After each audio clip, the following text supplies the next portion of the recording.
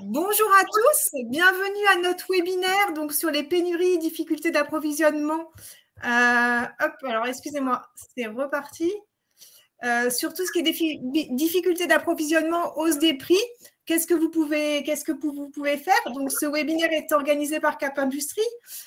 Donc je suis moi-même Sophie Perret-Ducrot de Cap Industrie et puis on aura Mathieu Calais qui est présent, qui est sur la petite photo, qui va animer avec moi-même ce webinaire. Je vais vous rappeler quelques règles de fonctionnement. Donc, vous avez une question, vous voulez intervenir pendant le webinaire, vous avez un chat à droite. Donc, il ne faut pas hésiter à pouvoir poser vos questions. On essaiera de répondre à toutes vos questions. Si jamais on n'a pas le temps, on les prendra et on vous enverra les réponses par mail.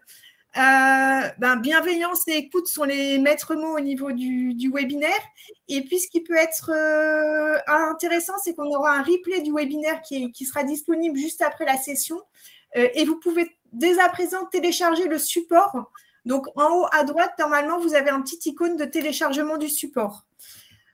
Au niveau de nos intervenants, donc, on est là pendant 1 heure pour échanger sur tout ce qui est achat de matières premières. On aura 2 intervenants. Donc, on aura Christine Béal qui donc a beaucoup d'expérience sur tout ce qui est achat. Et donc, il va nous apporter son expertise. Et on aura Damien Asselin de chez AQLE, donc, qui est président directeur général de chez AQLE. AQLE qui est un sous-traitant électronique et qui gère plus de 15 000 références. Et M. Asselin est aussi vice-président du syndicat électronique au niveau national.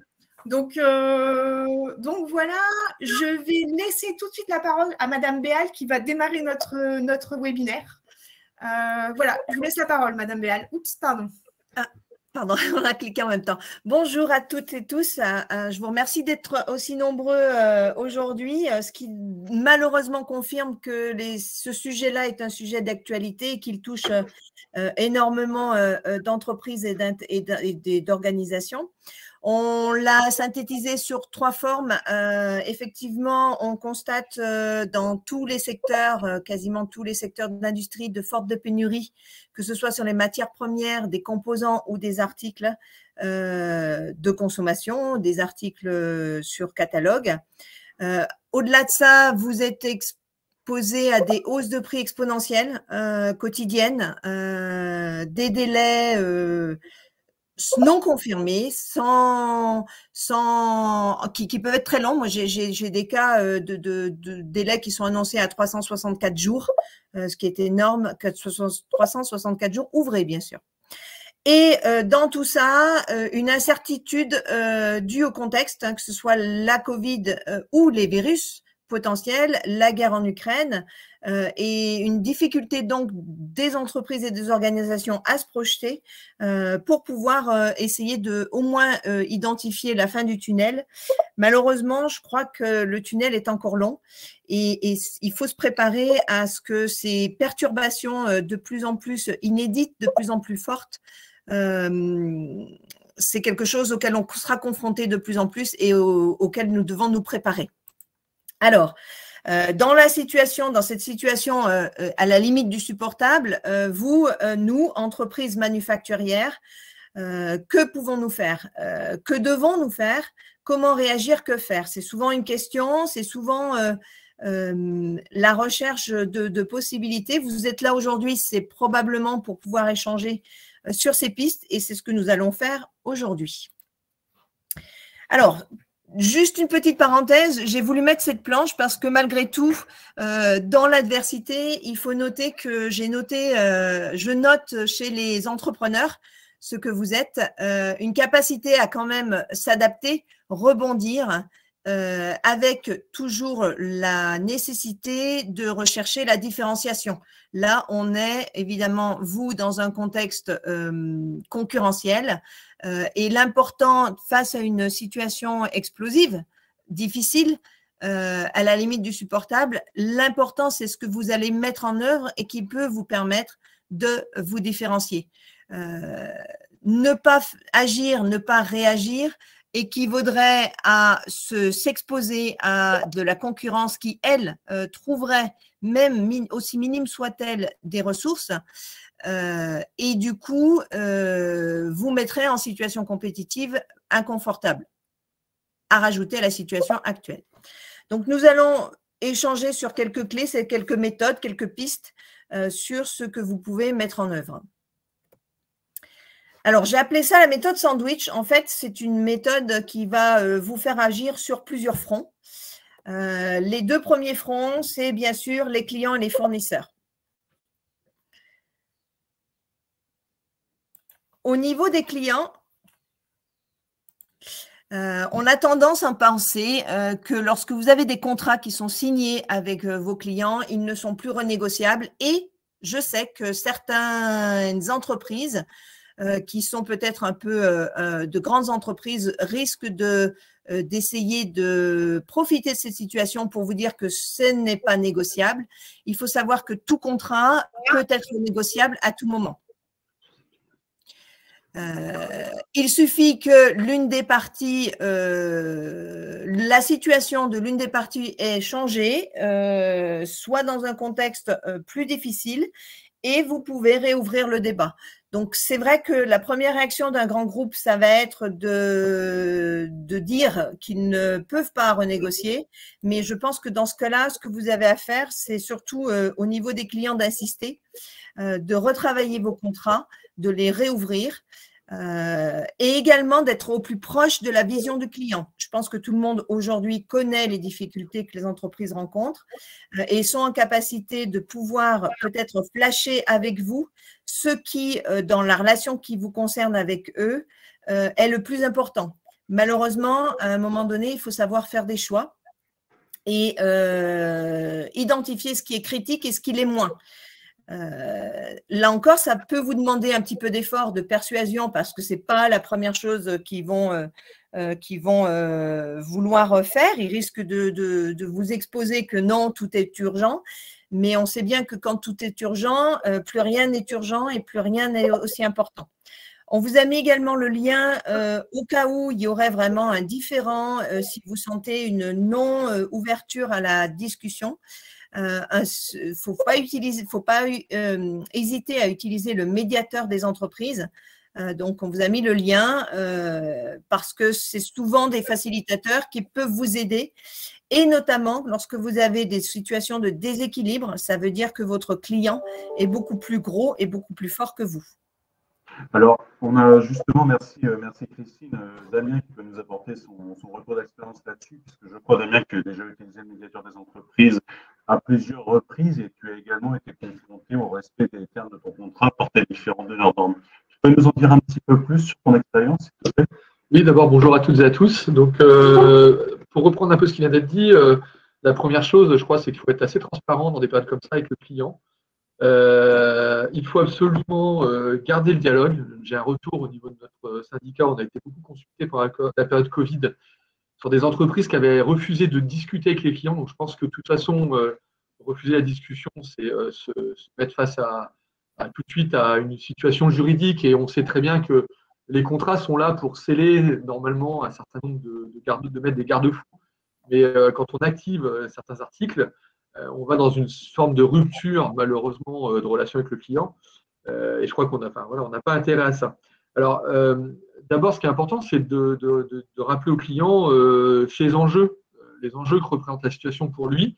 Alors, lui, en tant qu'individu, on peut avoir des fois des salariés acheteurs. Quels sont pour lui les enjeux dans cette situation-là? Et évidemment, pour son entreprise. Donc, en général, c'est plutôt quelque chose qui permet d'ouvrir le débat. Et puis de rappeler les enjeux pour notre entreprise. Je crois qu'il ne faut pas hésiter à expliquer les enjeux pour notre entreprise.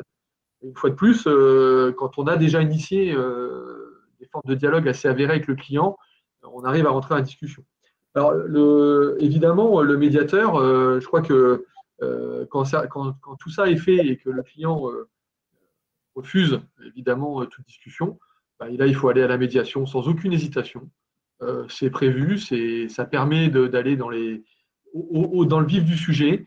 Moi, j'ai eu recours pendant le Covid 3 fois à la médiation, alors des entreprises, ce n'était pas forcément le médiateur national. Il faut savoir que les grands groupes ont des médiateurs. L'idée étant de faire entrer un tiers qui va prendre part à la discussion et ramener les enjeux de chacun. Et en général, dans les grands groupes, c'est plutôt apprécié. Ça permet de déresponsabiliser, je dirais, le blocage qu'il peut y avoir au sein de certains gros services. Je n'ai pas eu recours à la médiation pour des entreprises de taille intermédiaire. On parle vraiment plutôt de gros donneurs d'ordre. Je peux en citer quelques-uns. Nous, dans l'aéronautique, des Thales, des Safran, des gens comme ça, ce sont des gros groupes. Hein. Et donc, faut comprendre aussi que l'information, elle ne descend pas forcément correctement au niveau de ces gens-là. Donc, la médiation, ça permet de resituer le débat. Est-ce qu'il y a eu un impact négatif de la médiation avec ces donneurs d'ordre par la suite? De mon point de vue, non, puisque aujourd'hui, on a des commandes qui reviennent très fortement. On n'a pas dégradé nos notes de performance dans la relation. Et aujourd'hui, on nous consulte sur des nouvelles affaires. Je crois que pour rajouter le propos, effectivement, tout le monde a la tête dans le guidon et vos interlocuteurs achats aussi. Dans un grand groupe, ils ont aussi de la pression pour éviter les risques et les risques de pénurie notamment. Donc, l'ouverture d'un débat peut permettre juste de leur dire que c'est le moment de prendre du recul et on y arrive. Et si la personne en face de vous est plutôt fermée, il ne faut pas hésiter à demander son N+1 et effectivement ensuite, en cas ultime, la médiation. Alors, ça, c'était la première piste. Au niveau de la seconde, il y a également vos fournisseurs. Il est important de rester très proche de vos fournisseurs. Alors, ce n'est pas forcément toujours pas si facile en présentiel, en physique. Hein, la visite n'est peut-être pas, ils sont peut-être pas à proximité pour vous. Mais en tout cas, au moins le téléphone, il faut savoir que lui, il va être tiraillé par plusieurs clients qui attendent les mêmes fournitures. Et malgré tout, celui qui est le plus présent risque d'être le plus écouté et le plus fourni.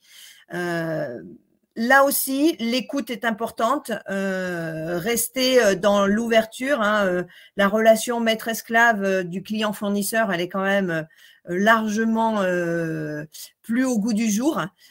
Sauf que dans les situations de stress, de part et d'autre, ça peut ressortir. Donc, à vous également d'ouvrir le débat avec vos fournisseurs. Ça peut être le moment de renégocier, peut-être d'ailleurs avec les leviers que vous aurez obtenus vis-à-vis de la négociation que vous avez menée au niveau du client. Peut-être qu'aussi, c'est de comprendre qu'est-ce qui est critique, qu'est-ce qui l'est moins, qu'est-ce qui fait que dans sa fourniture qu'il vous doit, il y a des soucis, essayez de comprendre et de lui demander s'il propose des alternatives. Vos fournisseurs sont quand même ceux qui sont spécialisés sur leur domaine et peut-être qu'il y a des alternatives que vous n'avez pas imaginées ou que vous ne vouliez pas imaginer. Peut-être que votre client ne voulait pas les imaginer, d'où l'intérêt d'avoir les deux pistes en dialogue pour pouvoir essayer ensemble de trouver des alternatives. Ça peut être aussi intéressant d'identifier qui sont vos potentiels concurrents. C'est-à-dire que sur une matière, par exemple, que vous attendez, qui sont les gens qui sont sur la liste d'attente. Identifier ça, ça va vous permettre peut-être d'anticiper et de négocier pour être servi au moins partiellement et non pas la tendance soit de servir celui qui, entre guillemets, crie le plus fort ou qui est le plus présent ou celui qui a le plus de poids. Peut-être que vous êtes en attente de matériaux et à petit volume et il aura peut-être tendance à fournir plutôt les gros volumes d'abord. Donc, tout ça, il faut que vous ayez une vision très précise et c'est la discussion qui va vous permettre de l'avoir et de garder ces informations tout en gardant, comme je vous le disais, la tête froide parce que dans des situations de stress, ça va servir à rien, on va dire, de s'énerver l'un sur l'autre. C'est ensemble que vous trouverez des solutions. Alors, j'ai une question pour Damien, à nouveau. Damien, qui est dans le secteur de la maintenance électronique, secteur ô combien compliqué en termes de pénurie des composants. Comment est-ce que toi, tu t'y prends pour essayer de fidéliser, entre guillemets, tes fournisseurs? Alors, d'abord, ce qui est important, c'est d'être conscient que sans système informatique qui nous permet d'avoir une vision assez claire de nos besoins, c'est difficile de discuter avec un fournisseur. Donc, je pense que faut être conscient que d'avoir un ERP bien paramétré, c'est fondamental. Donc ça, c'est le premier point. Alors, il faut vraiment travailler sur ce sujet-là. Ensuite, je dirais qu'il faut poursuivre et donner aux fournisseurs tous les mois des forecasts, des prévisionnels d'activité sur ce qu'on compte leur demander. Donc ça, c'est l'ERP qui les donne. Ensuite, je dirais, il y a quand même, de mon point de vue, la nécessité de les visiter pour se donner le temps de la rencontre. Nous, on a mis en œuvre énormément de relances, des relances à la commande, des relances sur les AR, des relances quelques jours avant la livraison. On n'a pas stoppé d'évaluer nos fournisseurs. Ça nous permet, dans une période comme ça, de maintenir la relation de la performance. Ce n'est pas pour ça, comme vous l'avez dit, qu'il faut se taper dessus, mais ça permet de garder une forme de performance ensemble. Les payer à l'heure. Donc, nous, on a énormément travaillé. On a toujours payé nos fournisseurs à l'heure, mais on fait encore plus attention en ce moment. Voire, pour certains d'entre eux, on a essayé de trouver des formes de facilité de règlement qui permettaient par moment de passer en premier. Ça, c'est du bon sens. Hein. Et puis, on a des outils de communication qu'on envoie, des newsletters, des petits courriers à nos clients, à notre réseau. Par moment, on les a mis un petit peu en avant, ce qui nous a permis de fidéliser certains fournisseurs qu'on avait jugés comme à fidéliser, car critiques dans notre supply chain.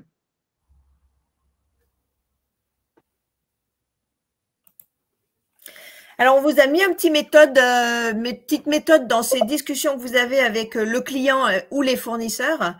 C'est la méthode des 5 pourquoi, c'est-à-dire que quand ils vont vous exposer une situation, par exemple la matière qui n'est pas disponible, l'idée c'est d'essayer d'aller par un questionnement à plusieurs étages et plus vous allez aller loin dans le questionnement, dans les pourquoi, suite à chaque réponse qu'ils peuvent vous faire, ça va vous permettre d'aller vraiment plus loin pour essayer de comprendre. Pourquoi c'est important de comprendre? Parce que il y a peut-être quelque chose qui risque de ne pas être dit et qui peut l'un à vous ou à lui-même donner des idées de solutions. Donc voilà, ça c'est un petit mémo technique. Ensuite, est-ce que je peux me permettre, on a une question là de monsieur Laurent qui demande comment peut-on faire quand un fournisseur exigé par le client ne peut plus suivre les cadences demandées, même si nous leur demandons une prévision sur un an? C'est à ce moment-là que le lien, vous êtes au milieu en fait, et entre le client et le fournisseur, et du coup, c'est à ce moment-là qu'il faut que le dialogue se fasse. Alors, soit à plusieurs niveaux, vous restez au centre, soit vous faites des réunions tripartites pour pouvoir exposer et trouver des solutions ensemble. Et ça va être la même démarche. Vous allez, d'un côté client, bien comprendre les tenants, les aboutissants, les risques, et de côté fournisseur, trouver peut-être des solutions possibles, même si ce sont des alternatives qui, à un moment donné, ont été rejetées. Aujourd'hui, face à la situation, on voit des situations qui se réouvrent dans la discussion et donc tout est bon à prendre. Je crois pour ajouter au propos, nos clients, ils sont comme nous, ils n'ont pas le temps de tout analyser. Donc, c'est aussi notre travail sur un cas comme ça, de donner des éléments chiffrés sur les conséquences des produits qu'on doit livrer avec notre client, s'il y a un programme derrière de produits finis qui est vendu. Donc là, il faut vraiment donner des éléments quantifiés aux clients. Après, je dirais, cette relation-là, il n'y a pas de coup de baguette magique dans une période comme celle-ci. Les fournisseurs avec lesquels on avait des mauvaises relations et qui étaient imposés par nos clients et qui sont malheureusement toujours les seuls à fournir une solution, là, il n'y a pas de coup de baguette magique. Il faut aller chez le fournisseur, il faut essayer de passer avant les autres. Je dirais que c'est le cas extrême le plus complexe. Après, il faut énormément impliquer le client et lui rappeler que c'est son fournisseur. C'est un travail assez éreintant, mais en ce moment, il est nécessaire. Alors, je vous ai parlé de plusieurs étages et donc l'autre front, c'est tout l'écosystème. Donc, il faut bien tenir compte aussi de toutes les parties prenantes dans votre écosystème et qui peuvent être source d'information.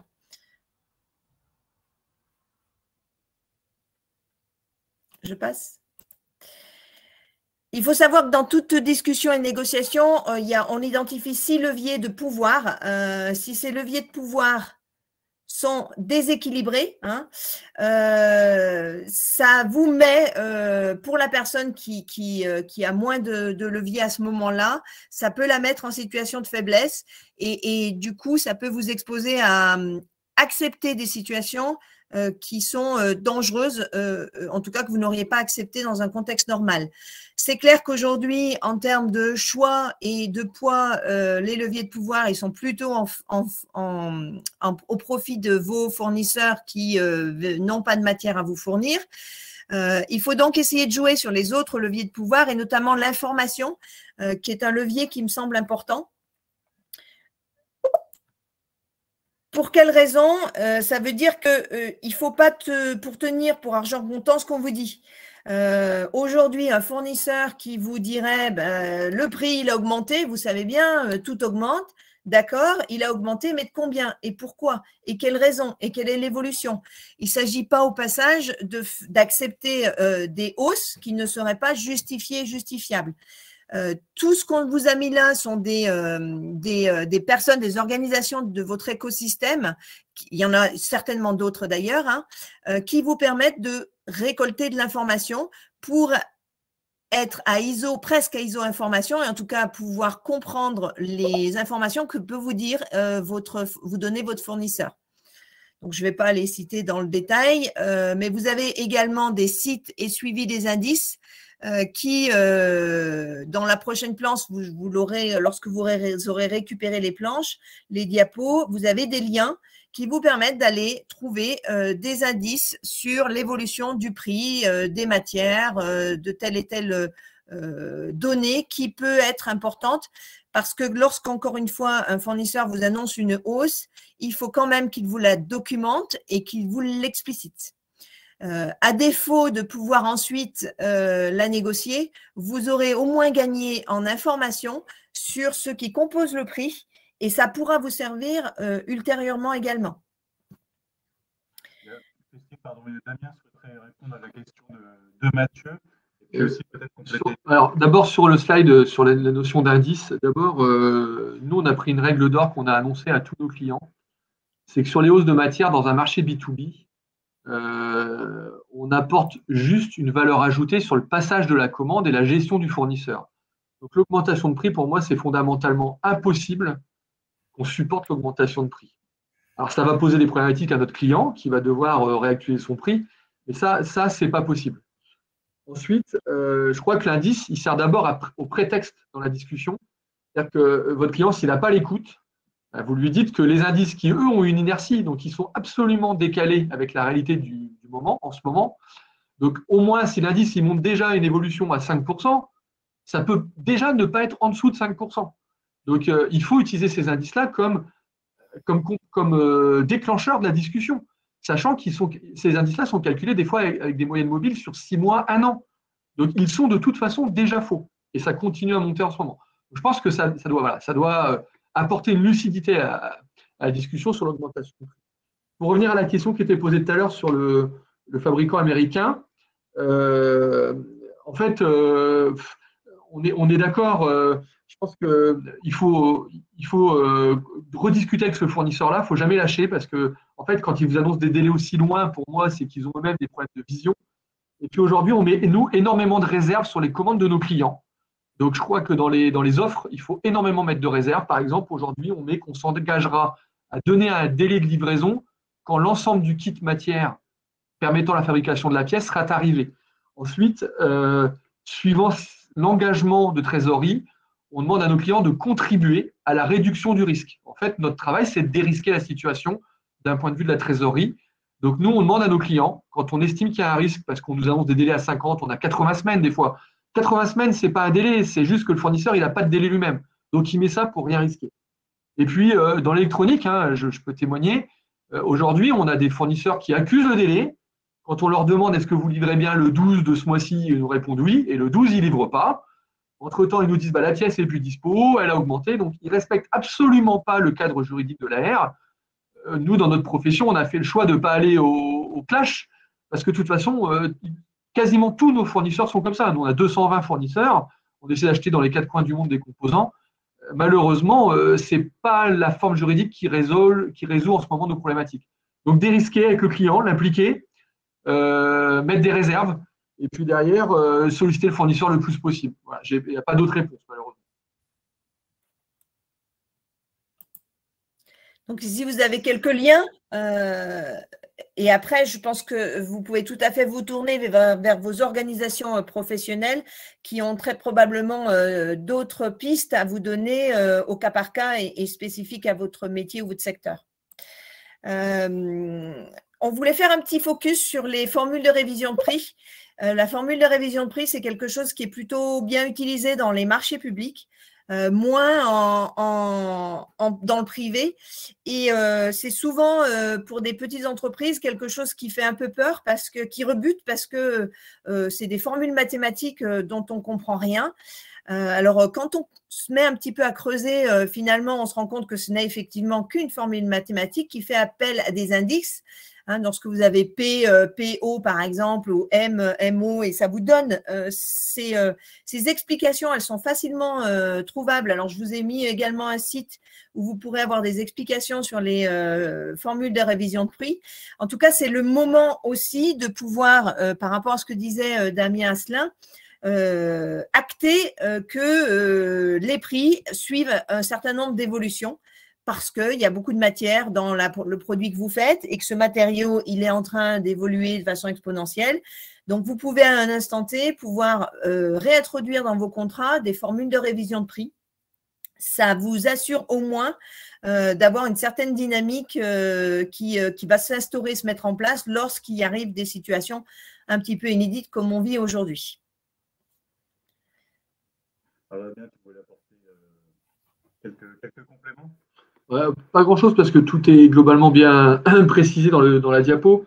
Je crois que quand on a des augmentations de prix matière, il faut tout de suite l'appliquer avec le client. Nous, on a appliqué depuis le début de l'année avec des gros comptes, à peu près 700 augmentations sur tous nos contrats cadres. Donc, on a créé des outils informatiques qui permettent de répercuter l'ensemble des commandes de nos clients avec un rang d'application qui est immédiat.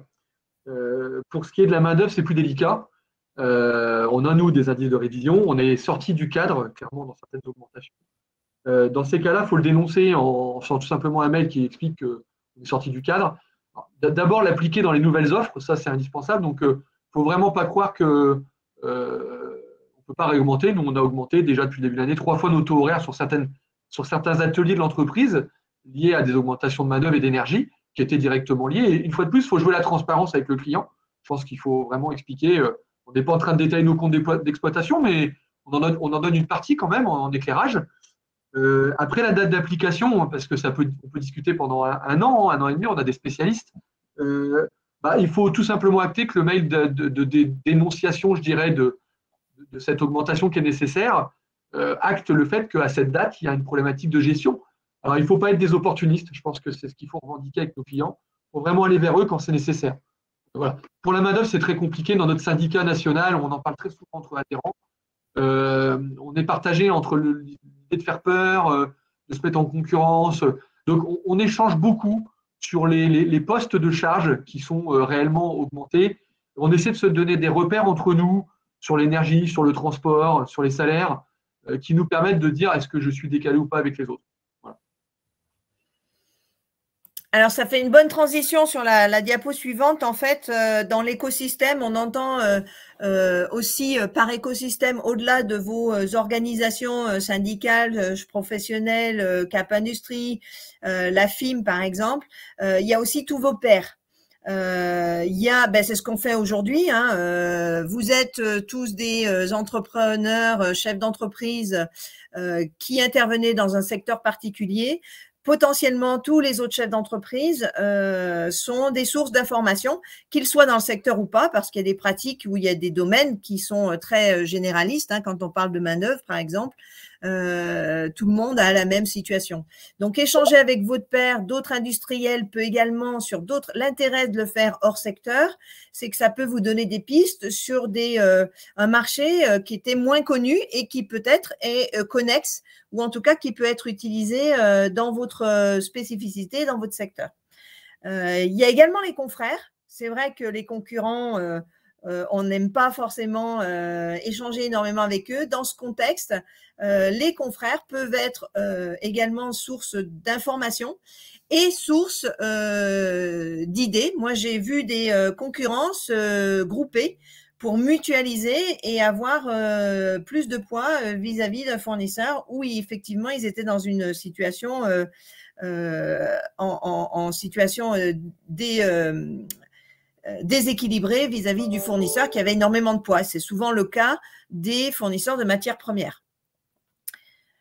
Vos fournisseurs, on en a déjà parlé, mais peut-être qu'ils peuvent vous donner des informations sur, je disais tout à l'heure, il faut identifier qui sont vos concurrents à l'achat.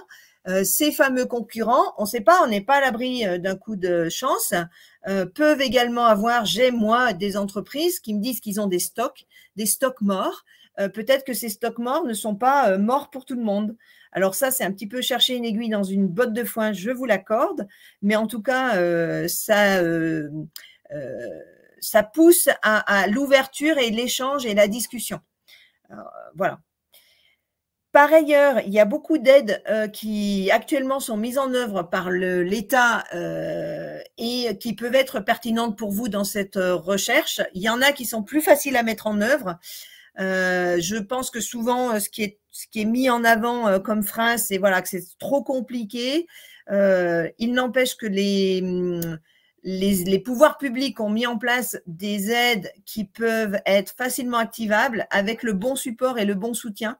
Des organisations comme Cap Industrie sont en capacité de vous aiguiller, de vous aider, de remplir les dossiers avec vous pour pouvoir activer les aides les plus pertinentes. Ce qui est important dans ces aides, c'est de traquer les coûts, vos coûts, et d'en profiter pour négocier vos flux. L'objectif, ça va être de traquer l'inutile.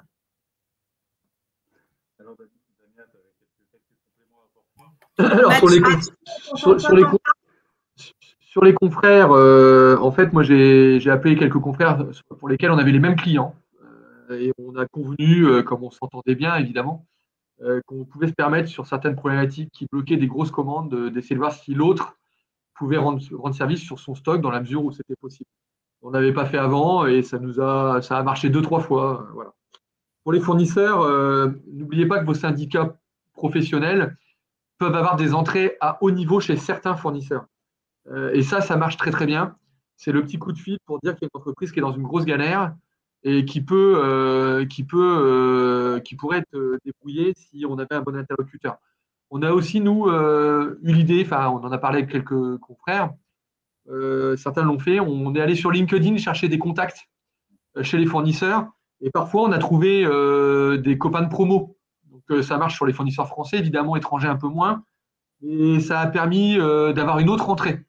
Hein, quand on ne passe pas par la porte, on passe par la fenêtre. En ce moment, c'est bien utile. Et puis, par moment, vous avez une pièce qui vous manque pour faire toute une commande. N'oubliez pas de le rappeler quand vous appelez ces gens qui sont un peu à d'autres niveaux, histoire qu'ils se rendent compte qu'ils vont vous filer un coup de main pour un truc qui vaut la peine. Voilà, ça marche. Alors, on vous a parlé de plusieurs étages. Le dernier étage, c'est vous, c'est au niveau de votre entreprise, parce que ce qu'on va entendre souvent, c'est que tout ça, effectivement, on l'a dit, c'est très chronophage, ça demande beaucoup d'efforts. C'est vrai, on va pas le cacher, mais ce qui convient, c'est de pouvoir doser votre effort et de choisir. Et à un moment donné, dans ce contexte de difficultés intenses, il faut apprendre à mettre de côté un certain nombre d'actions qui, malgré tout, restent moins importantes. Je ne vais pas rentrer dans le détail, mais ce qu'on vous a mis ici, c'est pratiquer une analyse de vos risques pour identifier et prioriser ce sur quoi vous allez mettre vos efforts. Encore une fois, ça demande forcément la force de pouvoir dire celui-là, ce problème-là, je le laisse momentanément parce qu'il est moins crucial, il est moins important et j'y mets moins d'efforts. Donc, cette analyse va vous permettre de trier et de prioriser et de dégager le temps nécessaire ou les ressources nécessaires pour pouvoir agir et réagir. Il faut savoir que vis-à-vis de chez vous, vous avez quelques outils qui peuvent vous permettre d'analyser. Alors, on ne rentrera pas dans le détail, ce n'est pas le propos de ce webinaire, mais vous trouverez plutôt assez facilement de la documentation. Alors, c'est bien sûr le Pareto client, le Pareto achat. Hein, c'est vos clients, il y en a qui pèsent plus que d'autres. Il ne s'agit pas de focaliser que sur un, bien sûr, parce que la monodépendance, elle est aussi critique. Mais en tout cas, d'essayer de passer du temps sur ceux qui impactent le plus, et que ce soit vos clients ou vos fournisseurs. Donc, une connaissance précise de vos panels et de le poids de vos clients et de vos fournisseurs est importante. Vis-à-vis de vos achats, il y a la matrice de Kraljic qui va identifier les achats, je crois que Damien en a parlé tout à l'heure, plus stratégiques. Alors, dans le contexte actuel, vous avez des achats qui ne l'étaient peut-être pas et qui passeront dans le côté stratégique, mais poser et réfléchir 2 minutes un petit peu sur ce sujet vous permet également de doser votre effort en termes par rapport à tous les leviers qu'on a pu citer.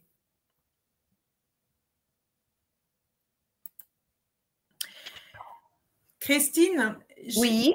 Il y a une question en fait de Monsieur Doge qui dit tout à l'heure, quand vous avez parlé, alors on revient un peu en arrière, ouais. Quand vous avez parlé des aides possibles, il demande de préciser des pistes possibles. Est-ce que vous pouvez donner 2-3 exemples d'aides possibles? Alors, il y en a, par exemple, ce dernier axe qu'on est en train d'analyser, le vous, ça veut dire une connaissance accrue et importante de vos données. Ça veut dire que vos outils vous permettent de le faire. Aujourd'hui, la numérisation des entreprises, elle n'a pas commencé avec la Covid, hein, elle avait commencé un peu avant, mais ça peut être important de pouvoir regarder si vous avez bien accès à toutes les informations dont vous allez avoir besoin pour gérer la crise. Je sais qu'aujourd'hui, il y a des aides, des subventions qui sont possibles pour accompagner les entreprises dans ce sujet-là. Par exemple, qu'est-ce que vous avez d'autre ? Je réfléchis. Damien, Mathieu, vous en avez d'autres identifiés ou pas? Après, c'est difficile de répondre à la question parce que ça dépend de votre contexte. Si vous êtes touché par la crise ukrainienne et russe, je sais qu'il y a un plan de relance qui a été imaginé pour un complément de PGE. En fait, ce qu'il faut toujours, c'est avoir une capacité à démontrer ces chiffres, à démontrer l'impact qu'il peut y avoir lié à la crise. Après, moi, les conseils, c'est de convoquer, vous le faites peut-être déjà, mais il faut voir ses banquiers, leur présenter les comptes, leur présenter la projection, leur présenter les conséquences de certaines situations. Moi, j'ai recours, tous les ans, je fais valider des billets de trésorerie. Ça veut dire qu'en cas de pépin, je peux activer, moyennant un prix, un ticket, des lignes qui me permettent de pallier, de passer une période. Après, pour ceux qui ont recours à des crédits d'impôt, c'est solliciter les services de l'État pour leur demander de les verser plus rapidement. En fait, les aides sont globalement les mêmes qu'avant la crise. Là, il y a des reports encore possibles, je crois, sur les charges. Ouais. Donc voilà, il n'y a pas eu grand-chose de nouveau depuis le début du Covid. Après, voilà, si vous avez recours au facteur ou vos fournisseurs peuvent avoir recours au facteur, il est important de temps en temps de veiller à ce que les gens, les assureurs crédit, vous créditent une note qui correspond à votre performance. Ça, nous, on l'a découvert pendant la crise Covid. Il faut se rapprocher des assureurs crédit pour savoir quelle est votre note. Ça permet à votre fournisseur de s'appuyer sur vous et de pouvoir avoir un facteur qui augmente sur son poste client qui est le vôtre, de votre entreprise. Donc, ça facilite les flux et je dirais ça soulage la trésorerie principalement. Je sais qu'il y a également des aides, effectivement, si vous avez des contacts, si vous aviez des contacts du business avec l'Ukraine ou la Russie. Donc, toutes les pistes internationales, il peut y avoir des aides qui sont mises en œuvre pour pouvoir faire face à des situations. Et puis, il y a aussi tout ce qui a été mis en place dans le cadre du plan de relance et de la production France. Donc, voilà, l'idée, c'est d'identifier déjà, en revenant à la planche juste d'avant, vos risques majeurs, celle-ci. Et à partir de ces risques majeurs, essayer d'explorer s'il y a des aides potentielles, que ce soit de la subvention, hein, du financier, ou du soutien méthodologique, parce que ressources, il y en aura moins. Voilà. Après, juste, si je peux me permettre, Christine, je vais vous mettre dans le chat le lien vers France 2030 et puis les aides au niveau de, enfin, si vous avez été impacté par la guerre en Ukraine. Après, il ne faut pas hésiter aussi à revenir vers Mathieu et moi-même. Après, on verra au cas par cas en fonction de vos besoins. Attention, voilà, j'aurais apporté un complément sur certains d'entre nous ont des trésoreries qui sortent, enfin, pour ainsi dire, quasiment tous, on est concernés par la trésorerie. Attention, il y a eu des propos qui ont été tenus sur la possibilité de relisser les PGE. Oui, les outils existent, mais vous allez être marqué au fer rouge pour quelques années. On est dans de la restructuration de dette. La Banque de France intervient en tant que médiatrice. Donc, tout ça se fait, hein, ça marche très, très bien. Donc, vous avez ces recours-là. Moi, je vous invite, avant d'arriver à ces situations extrêmes, en effet, de voir Mathieu ou Sophie pour voir les alternatives complémentaires qu'on peut mettre en œuvre. Ok, donc ce qu'on vous a mis pour agir dans ce sens-là, quelques pistes ici de réflexion interne. Tout à l'heure, Damien Asselin parlait d'idées. Il s'agit vraiment de solliciter aussi vos collaborateurs. L'idée, elle n'est pas forcément là au départ, mais le fait de générer ne serait-ce qu'un échange entre vous pour essayer de trouver des solutions quand au départ on n'en voit pas et de s'autoriser des solutions, on va dire, qui sortent un peu du cadre. Donc, tout ce qui est un petit peu brainstorming et créativité, c'est le moment. C'est pour ça qu'on parlait des confrères tout à l'heure. Les concurrents, si vous n'aviez pas beaucoup de contact avec eux, c'est peut-être l'opportunité de pouvoir commencer à créer de la relation et du lien. Alors même si on ne va pas aller jusqu'à tout partager, bien sûr, mais on voit beaucoup de situations où finalement certains confrères se sont serrés les coudes et ont apporté des solutions ensemble. Donc là, il y a des solutions de créativité, hein. L'objectif, c'est que moi, j'aime bien dire que dans vos équipes, c'est pas de faire que 1 + 1 = 2 ou moins, mais plutôt 3. Et ça, c'est par des solutions de réflexion interne en essayant de miser sur la créativité de groupe. Voilà. Donc, vous avez d'autres outils que j'ai cités qui sont QQO, CCP. Ça, c'est assez facile. Hein, c'est quand on a un problème, vous prenez tous les pronoms interrogatifs et vous essayez de balayer et de comprendre la situation. Hein, qui, quoi, quand, où, comment, combien et pourquoi. La méthode des 6 chapeaux, c'est une autre méthode de brainstorming qui, dans le contexte, et ça fait assez facile à utiliser, on prend des couleurs et on, par exemple, le chapeau noir, hein, et on est pessimiste. On imagine tout ce qui va pouvoir nous tomber dessus. Alors, vous allez me dire, aujourd'hui, ça nous est déjà tombé dessus. Sauf que vous allez utiliser les autres modèles et pendant une petite période de créativité, vous mettez vos équipes en mode on va quand même rester optimiste et on va essayer de trouver des solutions, quelles qu'elles soient et de façon très ouverte. Voilà. Au niveau des ressources humaines, je sais que voilà, on sait tous qu'aujourd'hui, la difficulté, les ressources humaines disponibles, les recrutements, c'est compliqué. Il n'y en a pas beaucoup. C'est compliqué de les garder, c'est compliqué de fidéliser. Certes, il reste malgré tout des stages, des juniors entreprises, des alternances. On est en plein boom à ce moment-là. Alors, c'est vrai qu'avec un alternant, vous n'allez pas avoir un 100%, un stagiaire non plus, mais peut-être qu'il y a certaines tâches, ne serait-ce qu'on parlait par exemple tout à l'heure de trouver des indices, il y a certaines tâches qui sont en capacité de faire. Donc, vous n'aurez pas 100% en ayant un jeune avec vous de son efficacité, mais ne serait-ce que prendre 30 ou 40%, c'est toujours mieux que 0. Donc, à utiliser sans modération avec le bémol qu'il va falloir quand même les encadrer et les guider un petit peu dans ces recherches. Sur cette base-là, j'aurais un complément d'info à faire. Nous, on a pas mal travaillé sur la responsabilisation des interlocuteurs. Donc, dans quelle mesure je suis responsable et dans quelle mesure je ne le suis pas. Ça paraît incroyable, mais les gens, dans des moments comme ça, ne veulent pas trop rajouter des difficultés aux difficultés existantes. Donc, il faut être très, très vigilant à ça. Ensuite, nous, on a eu recours à l'activité partielle qui nous a donné accès au FNE qui se termine, je crois, fin juillet, donc pour l'instant, en tout cas. Le FNE, ça vous donne, quand vous avez fait de l'activité partielle, vous avez le droit à un fonds de formation.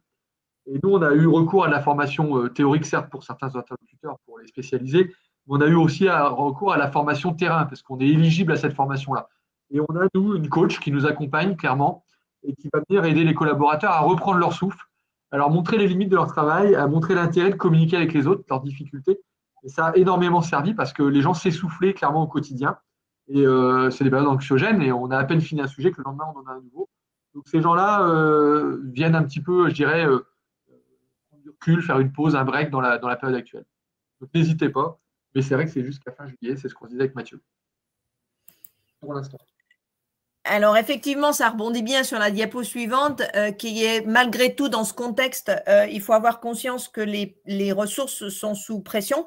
Moi, j'ai beaucoup d'acheteurs qui se tournent vers moi en disant « mais de toute façon, on me demande l'impossible, je suis tiraillée entre ce contexte externe et le contexte interne où il faut que je passe des commandes, que je trouve des solutions. » Le partage des enjeux, il est important. La pression, elle ne doit pas être mise de façon négative parce que le risque, c'est qu'il y ait de la démotivation, de l'abattement et que justement, il ne soit pas dans ce mode créatif d'essayer de trouver des solutions. Donc, il faut être assez sensible et très prendre beaucoup de précautions sur l'état d'esprit dans lequel les personnes et les services échangent entre eux.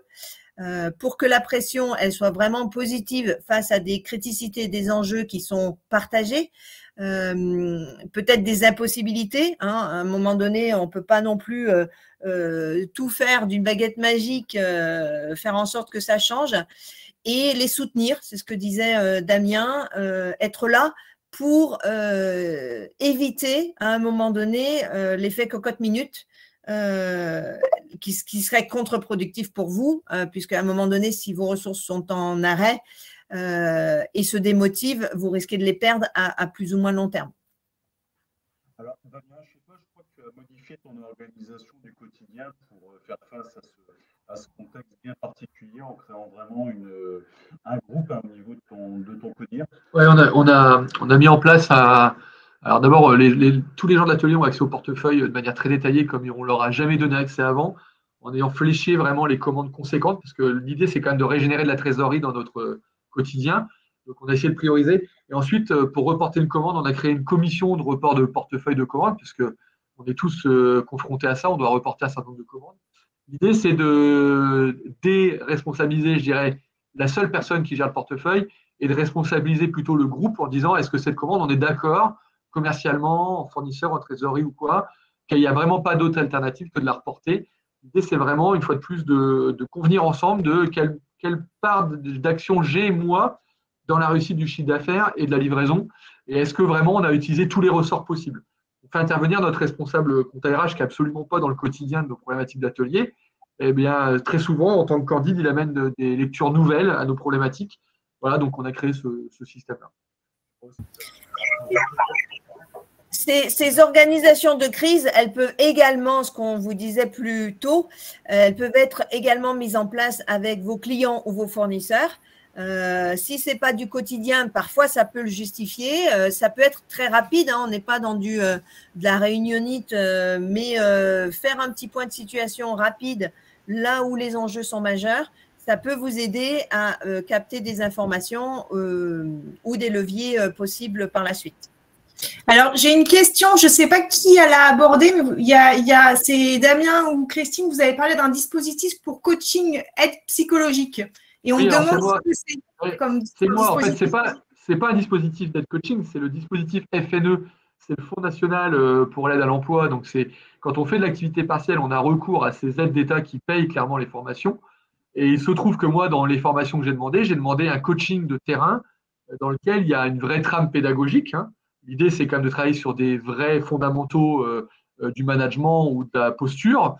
Et au travers de cet accompagnement-là, la coach, et nous, je peux le citer, hein, je pense qu'on peut citer. On a le cabinet expert RH à Amiens avec la personne de Laurence Petit-Dessin, mais il y en a d'autres des cabinets. En tout cas, nous, on est très contents de celui-là. En fait, la coach, elle vient discuter avec les gens. On part de leurs objectifs, on part de la situation actuelle, on part de leviers sur lesquels on veut travailler. Et au travers d'exemples concrets, la coach va aider à reformuler à la personne ses problématiques. Ça a deux effets bénéfiques. Un, on apporte de la méthodologie sur la posture. Et deux, ça permet à la personne de faire un petit break dans son quotidien. Et pas plus tard que ce matin, avant le webinaire, la coach était là et j'avais mon codir qui avait du mal à se libérer du temps. Et donc, je lui ai dit, mais 1 heure de votre temps, ça va vous apporter énormément de ressources, ça va vous donner de l'air. Et donc, en fait, voilà, c'est cette posture-là. Donc, pour chaque personne, on a un programme qui est co-établi entre la personne, le coach et moi. Voilà, donc le dispositif, il n'y en a pas. C'est un dispositif de formation de terrain. C'est comme ça que c'est présenté au niveau de la R2I, qui nous permet de rendre éligible cet accompagnement qui est très profitable pour les personnes.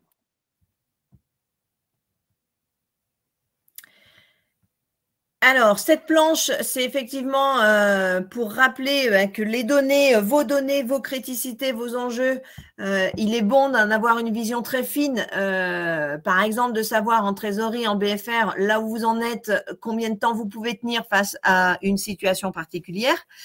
On parlait de numérisation et d'automatiser les tâches à moindre valeur ajoutée.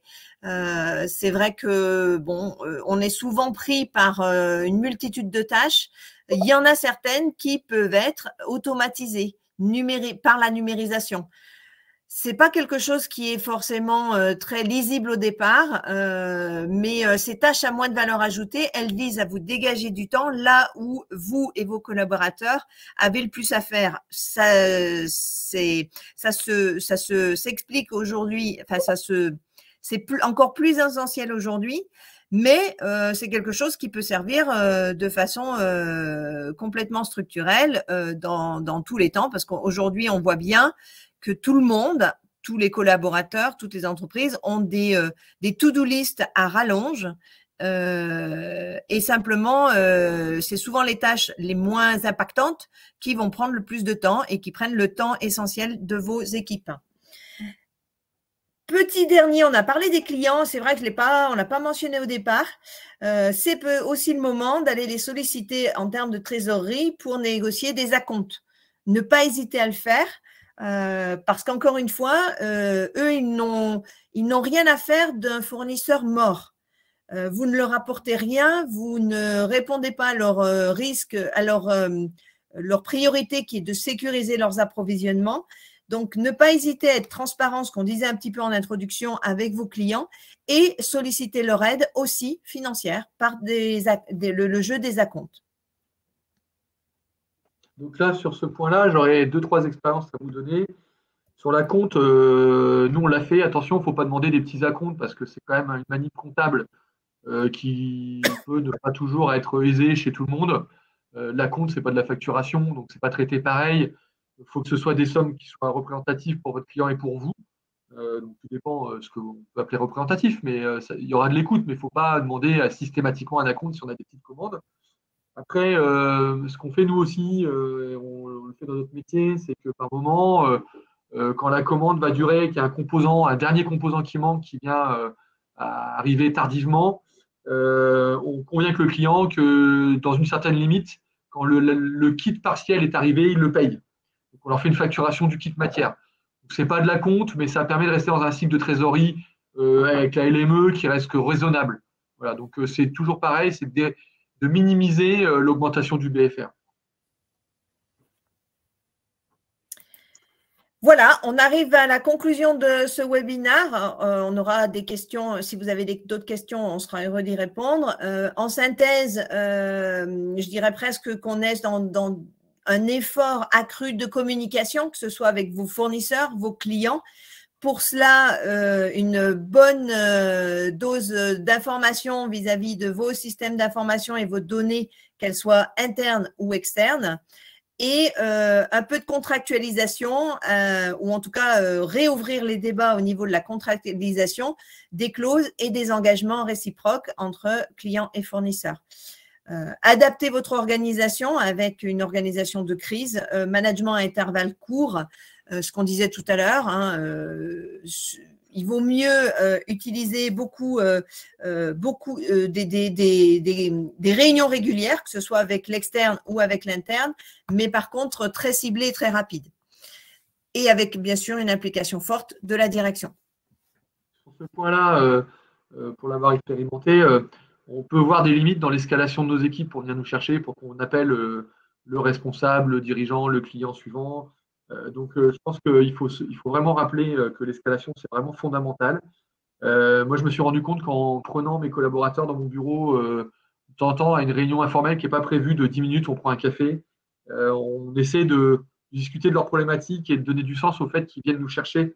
Parce de mon point de vue, on n'est pas assez sollicité dans des périodes comme ça, même si on a beaucoup de temps, mais on a quand même une écoute différente qui peut leur apporter souvent du soutien, aussi bien aux commerciaux qui doivent faire avaler aux clients les problématiques qu'aux acheteurs ou aux gens de l'atelier. Et je dirais ça renforce le fait de les soutenir dans le quotidien. Il y a vraiment besoin, moi je ne sais pas dans vos entreprises ce que vous avez vécu, mais d'abord nous, on n'est pas toujours, on leur met nous-mêmes la pression, donc il faut savoir faire des points avec eux et s'assurer qu'ils viennent vraiment nous parler de toutes les problématiques.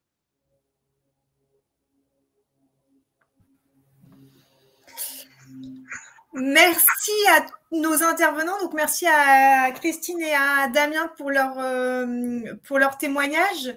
N'hésitez pas, si vous avez des questions, là on peut prendre quelques questions, donc vous pouvez poser vos questions sur le chat. En attendant d'avoir peut-être quelques questions, je reviens juste sur un événement qui peut vous intéresser, notamment en termes d'achat, puisque c'est des rencontres business qui auront lieu le 23 juin au CETIM. Donc c'est un événement business, l'événement business de Cap Industrie. C'est une journée pour rencontrer des fournisseurs, des acheteurs pour faire du business. Donc c'est maximum de 14 rendez-vous B2B programmés de 30 minutes en amont. 3 ateliers marchés, donc un sur l'hydrogène, un sur l'automobile et un sur tout ce qui est innovation apporteur de business. Et aujourd'hui, on a déjà 100 inscrits. Donc, vous retrouverez le site internet pour aller voir peut-être les inscrits, voir le programme qui est en haut. Donc, voilà, je ne sais pas, je n'ai pas de questions. Sinon, on va clôturer le webinaire. Et... Je disais pardon, Sophie et Eric, qui nous pose une question et nous remercie. Eh ben merci à tous, merci à nos intervenants et puis nous on reste, donc Mathieu, Sophie, Élodie et puis toute l'équipe Cap Industrie, on reste à votre disposition si vous avez des questions complémentaires. Très bonne journée et très bon appétit. Bonne journée à tous, merci, bon courage.